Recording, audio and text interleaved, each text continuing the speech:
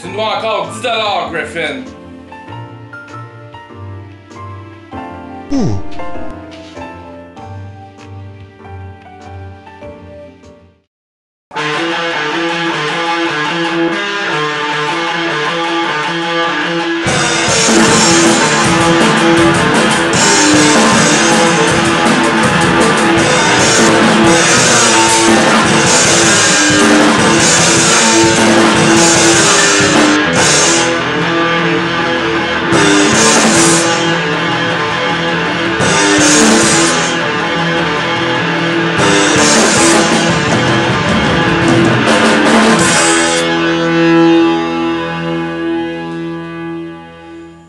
Oh oui, la Sony PlayStation 1.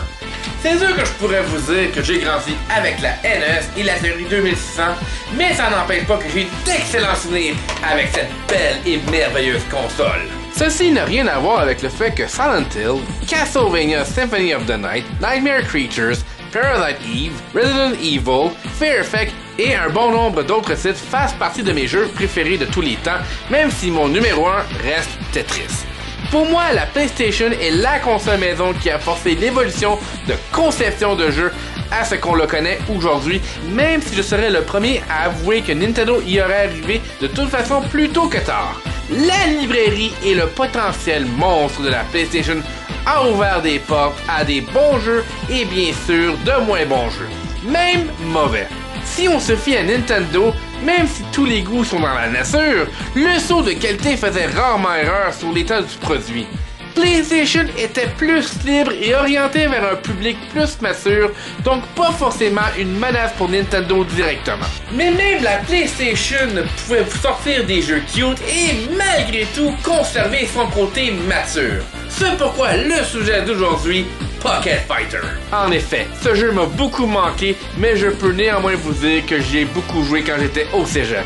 À la base, c'est un jeu version simpliste et humoristique qui mélange les personnages de Street Fighter à quelques-uns de Darkstalkers. On y retrouve dans un camp Ryu, Ken, Chun-Li, Ibuki, Zangief, Dan, Sakura, Akuma et de l'autre, Morrigan, Lele et Felicia. Il y a un personnage de plus répondant au nom de Tessa du jeu Red Earth qui se joint à cette bande de joyeux lurons. Et juste à voir le logo, come on! C'est trop cute! Bon, c'est enfantin, c'est d'ailleurs conforme au style graphique, c'est très animé, c'est très mignon, c'est surtout très voulu. Étant de style jeu de combat 2D à personnages déformés, le jeu met en vedette les personnages précédemment mentionnés en chibi. Même Zangief, et rien que d'y penser, ça fait peur. Il y a bien sûr d'autres personnages de Street Fighter et Darkstalkers qui apparaissent en arrière-plan et qui font des trucs hors passage mais drôles, cela va à son concept enfantin loufoque. Même les stages sortent pas mal de l'ordinaire à comparer du style culturel et rough que l'on voit habituellement de Street Fighter ou du style plus surréaliste en ce qui concerne Darkstalkers.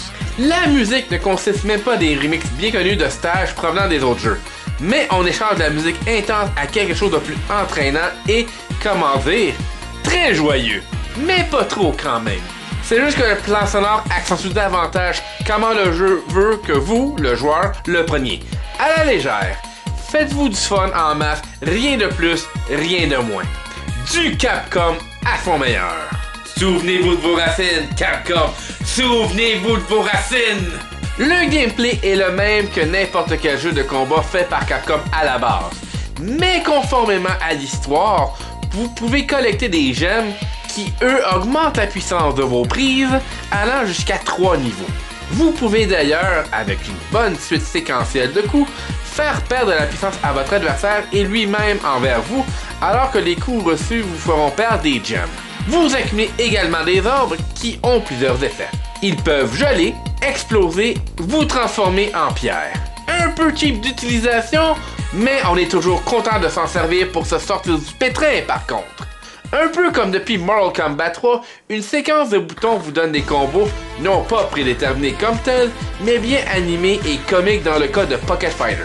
D'autres trucs inhabituels pour un jeu de combat, c'est le fait que des personnages sur des nuages vous survolent. Frappez-les et subissez soit des dommages, recevez des gemmes en bonnie ou même avec de la chance, reprenez votre vitalité. Mais il n'y a pas que le mode arcade et le mode histoire, où j'y reviendrai plus tard, mais on a aussi le mode survivant et le mode editor. Le mode survivant consiste que vous devez faire le plus de combats possible d'affilée. Bien sûr, ceci monte de difficulté au fur et à mesure, et l'avantage est qu'il vous est possible, après quelques coups, d'obtenir des portions de nourriture pour récupérer votre vitalité, sans quoi celle-ci se transmettra au même niveau au combat suivant. Quant au mode Editor, c'est un espèce de mode automatique où vous devez répondre à des questions après avoir choisi votre personnage, ainsi que des arrangements et conséquemment, ceci influencera l'issue des combats qu'il entreprendra. Ce mode est malheureusement le moins intéressant puisque vous n'avez pas de contrôle comme tel sur la situation et que le tout semble basé sur des questions personnelles qui rend le tout abstrait et difficile à suivre. Les deux modes ne figurent pas dans la version sur Street Fighter Alpha Anthology. Il me semble que lorsqu'on joue à un jeu, eh bien c'est pour y jouer. Nous en sommes où maintenant? Il était une fois l'histoire. Bon, c'est vrai, avouons-le, dans un jeu de combat, ce n'est pas la chose la plus pertinente, mais ici, Capcom est fidèle à son ancienne réputation. Souvenez-vous de vos racines, j'ai bien dit, hein? Nos combattants s'embarquent dans des aventures rocambolesques qui ne se prennent pas au sérieux eux-mêmes, mais ô combien sont divertissantes. Comme par exemple, Ibuki part en voyage, mais aimerait bien manger une glace. Elle doit éventuellement rencontrer Sakura, qui, une fois défait, doit tenir parole et lui montrer le meilleur stand de glace en ville.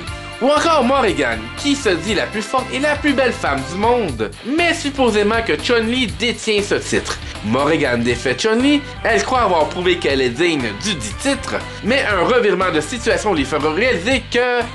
pas nécessairement. Ça doit être pour cela que les deux font un duo dans Project Cross Zone.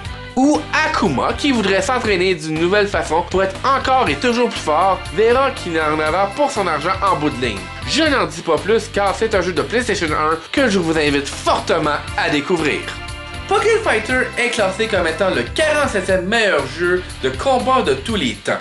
Malheureusement, il n'était pas si répandu que ça en Amérique du Nord, mais on peut le retrouver dans Street Fighter Alpha Anthology.